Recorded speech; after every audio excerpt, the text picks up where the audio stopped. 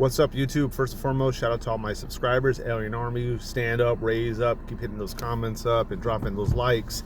They really do help me out. Thank you for all your support. I actually am monetized now. Me being a small channel, I'm not expecting millions of dollars, but we're growing every single day and I'm dropping content very regularly. Sometimes I'm dropping every single day, so if you like my content, please check out my other stuff. I am homeless. I do live in my car. There's been other times where I'm homeless where I didn't have a vehicle as well, and that's why I'm talking about today's subject. Make sure that I say the exact name, then I'm gonna name it, is where to go when you're homeless. Okay, so this is the first time you watch one of my videos. I have tons of videos. This is the first time you watching one of my videos. I got tons of videos. One in particular is homeless, my full story. It tells you exactly how I ended up how I am right now and things like that. And I have lots of other videos. So rock with me and check stuff out, especially if you like this content. Just to give you an idea, just how the algorithm helps me out when you guys hit a like and a comment. Every 10 comments and 10 likes I get, YouTube shows my video to about 10 people, right? So that's every 10 comments, 10 likes, it actually shows to 100 people, excuse me.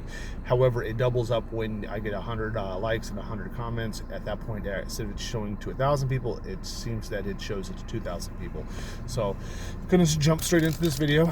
Also, if you don't know what to put as a comment, put an alien emoji, put a thumbs up, put a hi, put a mothership, put something. I do respond to 99.9% of my comments, and I like to throw this out there because I watch a lot of YouTube videos myself. I've been watching YouTube since like late 2006, 2007, so I've been around a hot minute, you know what I mean?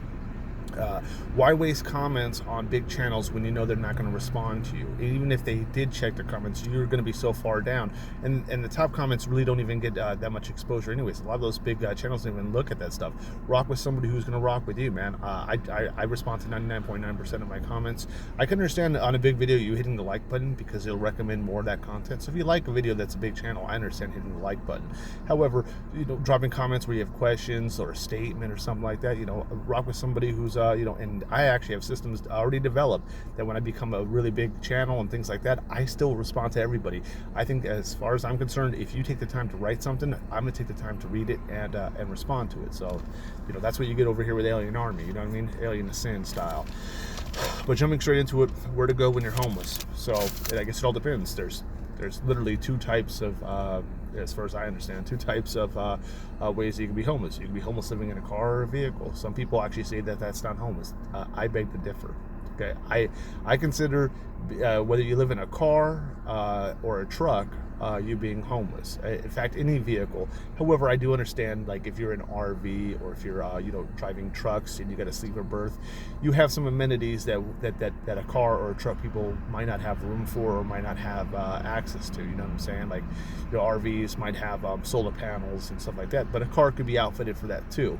But I'm just gonna go on the basis of that if you don't have a house, you're homeless. You know what I mean? If you're not sleeping at friends' houses and couch surfing, at that point you're still homeless, but you are sleeping inside. You know what I'm saying? Being homeless is living in a car or being on the streets, and I've done both, like I've said. If you're in a car, truck stop, rest areas, national forest, campgrounds, depending on where you are, you can look up a thing called BLM. BLM is supposedly free areas that you can stay in. I've actually, to get out of a bad winter for a little bit, I have a video that talked about this.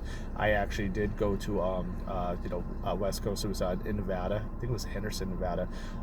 Went out to Henderson, Nevada before and stayed out there for about a week or two, something along those lines. And so where I was able to go ahead and boondock and live in my car for that week was, free. However, there was a toll booth. I got lucky. I saw that the first time I pulled up there to go ahead and spend the night there, it was, I think, like 1:30, 2 o'clock in the afternoon, and there was a sign from the guard post, and at the guard post it said out to lunch. So I knew when to go in there and not have to pay. However, if I remember correctly, at that toll booth it was something like $3 to $5 a visit, but you could get a year pass for $40. So if you're planning on staying at a place for a while, $40 makes sense. You may not have it though because you're homeless, but if you do, then and you're going to be staying there for a while, why not? That place also didn't have any bathrooms at all. So no bathroom access, no water access. It's literally what you got, and that's it. Campgrounds for the campgrounds in national forests actually do have outside bathrooms. Going outside is an option as well, and water source and things like that, and actually an area to go ahead and gather firewood and stuff like that. BLM land might have some of that stuff. At my spot, didn't really see it. So you could also stealth camp. You could stealth camp if you don't know what that is. Disguising your vehicle. You can't really tell because it's really bright outside right now, even though it's it's late in the evening, which is good. That means that winter's coming to the end. So thank God on that. That's why it's actually warm. That's why I'm wearing the wife beater. It's 70 degrees right now. It feels nice. But basically, I got stuff up blocking my windows. People still know if you sleep in your car by doing it. You know what I mean? They call it stealth. There's other ways to stealth it all up, but this is not that type of video. So that's some of the stuff that you can do with a car. Also asking friends. I mean, if somebody's got a bunch of kids and they're, their family dynamics doesn't, they said that you can't stay there, or you feel awkward about living there or whatever, parking outside their house or parking in the driveway might be a very good way for you just to stay. You know what I'm saying? You maybe use their free Wi-Fi. Well, not their free Wi-Fi. Use their Wi-Fi and use it for free. You're the friend or the family. I've stayed in a long time ago. I was homeless with a different vehicle. This is a very long time ago. One of my friends' houses were condemned, and I would actually park my car in that driveway. It was condemned on the inside and out. I was better off in my car than going in that house. That house was a wreck. Spiders, nastiness, all sorts of crap went on in that house. However, I pulled in the driveway a few times, and I'd stay in my car. But the other place too is certain apartment buildings. Sometimes there's stalls, and these stalls, I guess it's hard for me to explain. Some apartment buildings will be easy to stealth, and you could stay at one corner of the parking lot if it doesn't have many people. Another way is in between what I was calling these stalls, like these pillars and stuff, and then putting up your window protectors. Your basically privacy protectors is what they are. But you're putting over privacy protectors, and then people leave you alone. The other part of homelessness is when you don't have a car, where do you go, right? When I didn't have a car, I slept behind a tennis ball court at a park. Parks generally are not good places to sleep unless you are somewhere where visible cars don't see you. Or you stay in the hood. If you stay in the hood, most likely somebody ain't going to call the cops on you, but you'll have other issues. And I've always lived in the hood, even where I'm at right now. When my truck stop place, I stay at truck stops and rest areas, and I switch them up every so often, but all of them are in the hood. This one in particular is one of my favorites because I got a couple of homeless buddies here, but more important than that, I guess I'm a little bit known around here, and people know not to get next to my car and stuff like that. So, and I have people that watch out, and I watch out for them as well. So it's one hand washes another. So staying away from where cars and people can see you, and cops seeing you. If you're in a nice, rich area and you're staying, let's say, for example, it's Beverly Hills or the Taj Mahal, sleeping outside that place, security is going to be there. They don't want you. You're unwanted. They got no love for you. It's bye. You know what I mean? So at a park behind a tennis ball court where I stayed at was away from the cars and stuff like that. I would sneak around in the back and where people didn't see me, and then I'd be able to feel more comfortable sleeping there. You always have the chance of people running up on you, whether you're in a car or not. Car does help me out with some of the elements outside. Definitely, it is a benefit. It's not like, hey, this one homeless person's better than another. I'm not like that. I put my pants on the same way you do, one leg at a time. I much prefer being in a car than being on the streets. But yeah, that's one of the places I would say. Basically, finding places where cars can't see you very visibly. So let's say it's a park, and let's say it's in the middle of a field, but this field is kind of hilly, and you're in a bottom part of a ditch where nobody's really going to see you. Then yeah, sure, why not, right? If you watch some of my videos, living in a car, I still sleep in bandos. In fact, I ran out of my list of bandos this winter. Bandos do get taken over by other homeless people, and that's what I suspected. Sometimes these bandos, start getting remodeled, and they're about to get somebody to move in there. And then some of those people actually stay around that area, and it makes it very difficult. If you don't know what a bando is, that's an abandoned house or building or something along those lines. I'll talk about how I actually find them. I've talked about them before on other videos, but the way I find bandos is I go to Zillow.com, and I look for pre-foreclosures and foreclosures, and then I look on the date of the listing, and I look to see if it's recent. It's been sitting there for a while. The chances are somebody else found it. During summertime, what I would do is I would actually go ahead and sneak in the backyard. I'd scout the place out. I'm looking for nosy neighbors. I'm looking for people that are walking in that place. I'm looking to see certain kind of litter outside that will let me know that somebody's in there. And then, and because I'm all about safety, I got to protect myself. I'll go in that backyard and probably camp. I've done a video showing the inside of my vehicle. I do carry a tent, and I do have sleeping bags in here as well. I'll camp in the backyard, and I'll normally camp in the backyard in between places. So even if you found a foreclosure or a pre-foreclosure or just a condemned house, as long as it's not a trap house with a bunch of people inside there, you should be halfway okay. I would find the places that were pre-foreclosure and they just they were unoccupied, or real foreclosure ones where now they're out of the mix but nobody's moved in, and I'll stay outside in the backyard, camp, try to find like a place behind a garage, behind some trees. There's tons of areas in the backyard where you could be where you're halfway hidden. And then I would spy on the inside where I'm looking and they're like, hey, now that it's 2 or 3 o'clock in the morning, do I hear anybody in there? And if nobody's there and I feel comfortable, go inside there. That's something I did, and I got videos showing that I've done it. However, this if I'm still in the situation where I assume I am moving into the summer, you guys are gonna get some straight video content of me finding places. I find them in the summertime. Why I do that? Because I'm not gonna sleep outside when it's cold, and even though that it's warm today, it's like I just said, it was in the 70s. I feel more comfortable finding them in the summer, so that's what I'm gonna do. And I'm gonna video it, and it's gonna be cool. So that's what I did. I got other videos about me doing it. So and I'm inside the band doing everything.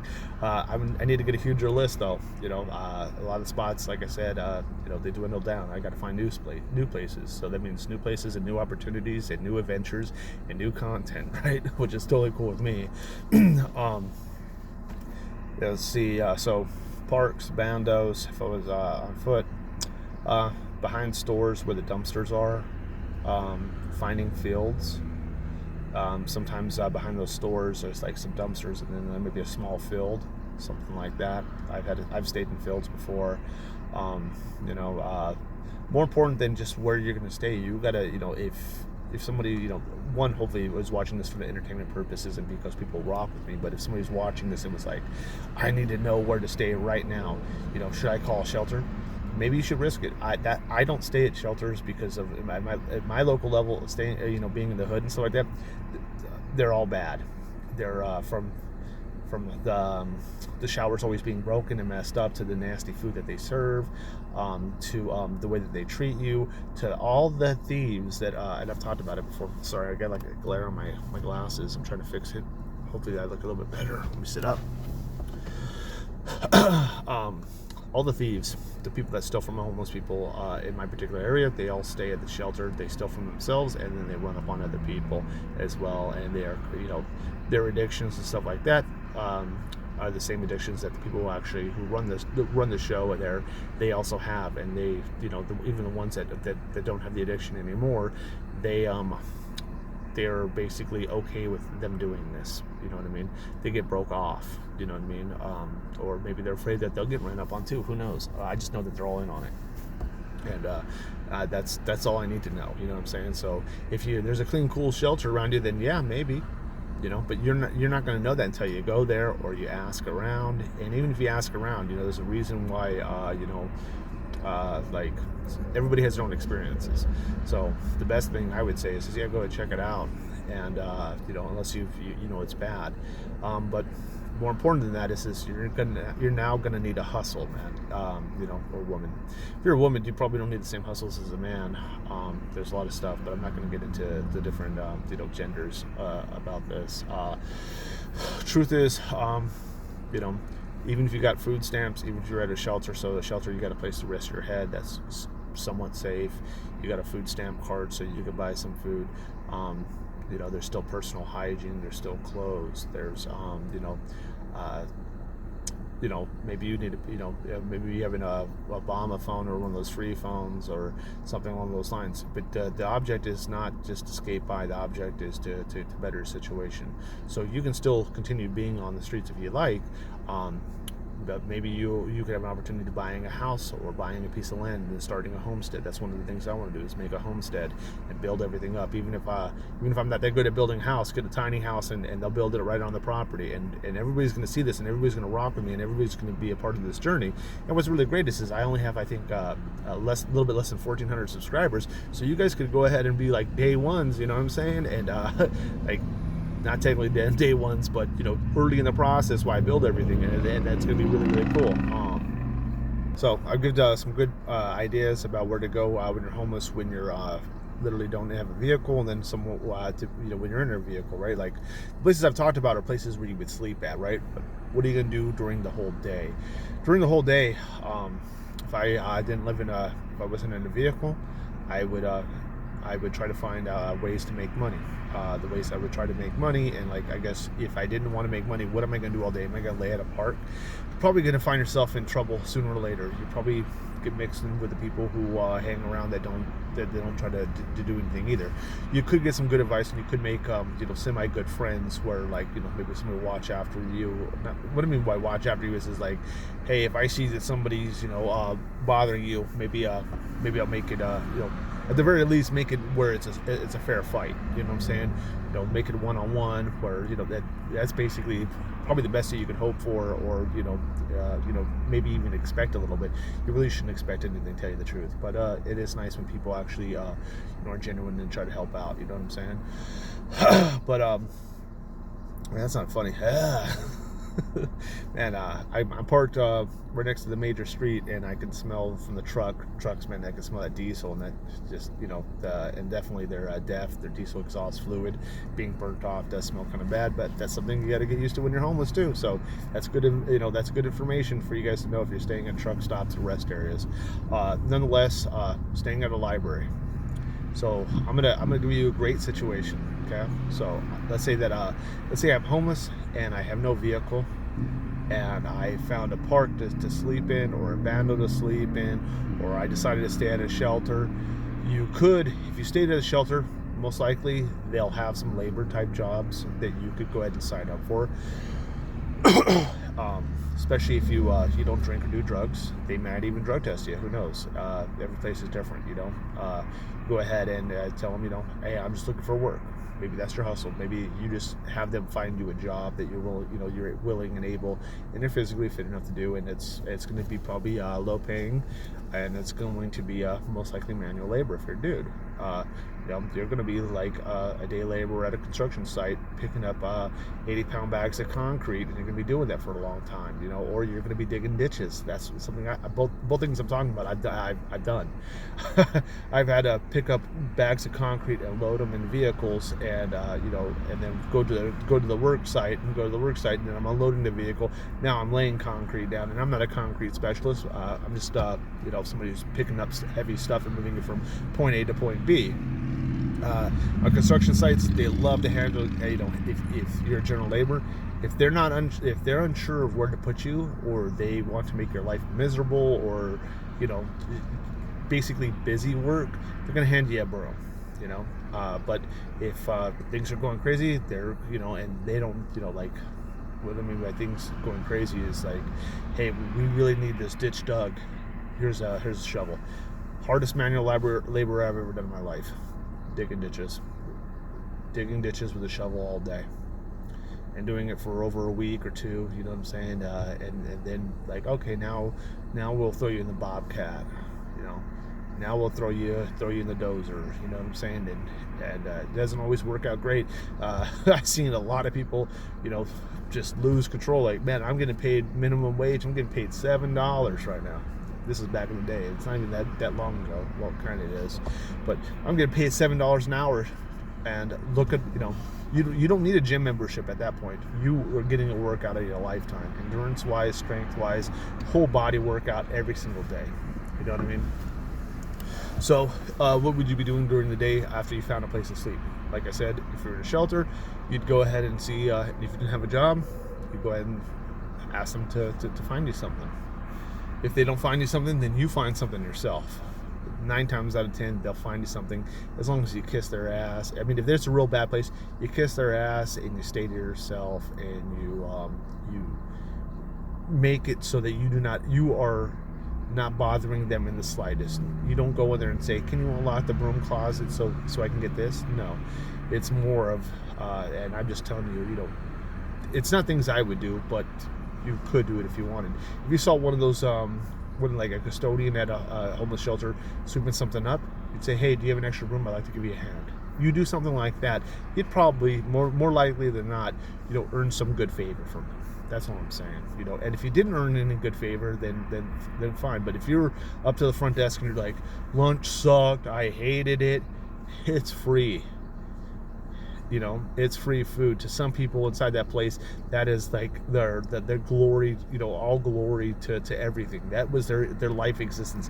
That was their high point of the day, and you're gonna tell them that the food sucks. 9 times out of 10, the food does suck. It is what it is. You could go to food pantries, and when you go to food pantries, they'll ask you if you have the ability to cook. If you're living on the streets or in your car, some people in cars have the ability to cook some stuff. Like I have a little bit of ability to cook some stuff. Watch my other videos. I have some future ones coming up to show you even more, but I do have past videos that show me cooking. I got a burner and all that crap. Propane. It does propane and does butane. Does butane. Right now I use butane because it's a smaller canister, and that's what it is actually designed to use, and that's what I rock with. But if I didn't stay in that kind of situation, what kind of situation would I try to find myself in? Is I'd go to the library and see if I could do some printing, and I'd print little tiny flyers or little stuff, find out what, if I brought my own paper, or how many prints am I allowed to do, am I allowed to use the copy machine. I would tell them I was homeless, and then I would show them what I was going to work on, and then hopes that they actually have empathy and sympathy, and they'd be willing to help me out a little bit. And it'd probably be something along the lines of I'm great at working inside homes and outside of homes. I'm homeless, I'm trying to make money. I really do live on the streets. Anything helps. We'll work for food, blankets, food, like I said, blankets, money, alcohol and drug free, cell phone number or email, a way to get a hold of you. And then, so you got one page, right? You don't want all that on one page, one big old thing. You want little tiny blocks. So like one paper, a row of 4. So you got 4, 8, 12, 16. You're gonna get between 12 and 16 of those things. Then you're gonna go ahead and cut those things up, whether you fold them and then you use your hands, or you take a razor blade out of a shaver, or you're in the library, use a pair of scissors or a paper cutter. You can go ahead and do all that stuff, and then you're gonna go ahead and probably find, like, at the very least, go to people like in a middle class to rich area, take that and then actually put it by people's front doors. I know it's just a piece of paper, but I know that like lawn maintenance people, they'll take a bag that has a little bit of dirt with their flyer inside of it, and it's like a see-through bag, and they throw it on the driveway or somebody's lawn. Do the same thing, especially if you're homeless and you got a bicycle. Just walk, ride that thing and just whip that thing out on people's driveways, not hitting any vehicles, not causing any damage, nothing like that. And you're whipping those things, man. And you're gonna get calls. If somebody doesn't have work for you, where it's like, hey, can you clean my bathroom toilet? Can you help me paint this? Can you help be a ladder holder? Can you help me organize my garage? If it's nothing like that, maybe they're like, you know what, instead of me just taking my stuff to the Goodwill or the Salvation Army, let me see if this person needs it first. Hey, do you need a tent? Do you need a comforter? Do you need a sleeping bag? Do you need a burner? Do you know, what size clothes do you wear? Do you need socks? All that stuff is assets. That's what I would do if I was homeless during the day, and I tried to find a place to sleep. And like I said, that's what this video and this whole concept is about, is literally, I've already explained places that I would sleep with a car and without a car, and then I've also explained what I would do if I stayed at a shelter as the place me being at, and then on top of which, I'd probably use them to utilize them to go ahead and find some kind of working job. But if I was in my car and I was staying away from the shelters because they're all bad news, like in my case, that's what I would go ahead and do that stuff. Is it going to work? Yeah. You don't need a whole lot. Let's say that you made 20 bucks that day. Let's say you did 20, you made $20 a day. That's pretty good in the grand schemes of stuff. At the end of a month, if you make 20 bucks a day in a 30-day month, that's $600. You still qualify for food stamps. You still, that $600 is personal items and the food that you can't get. That you can get, like you can get hot food with cash, right? You can't get hot food with a welfare card, the DSS thing. You can't do that. So now you're not just living off of that stuff. You know what I mean? Like now you're not just living off canned stuff. Now maybe you can go and get some fresh food. You got money to go and actually sit down and eat a healthy meal. And at that time, it's well worth it, right? However, I don't want this video too long. I want to thank everybody, all my supporters. Thank you guys for supporting me with the comments and likes, and also subscribing. I am monetized now, so watch my old videos, watch the new ones. I'm going to be dropping a lot of content, so please rock with me. I asked everybody to check out my old content and my new content and rock with me. I also do have a Cash App. It's the same as my YouTube name, AlienAscend. I'll link it in the description if you want to show love or bless me. That'd be awesome. If you don't, totally okay. I just want to thank you so much.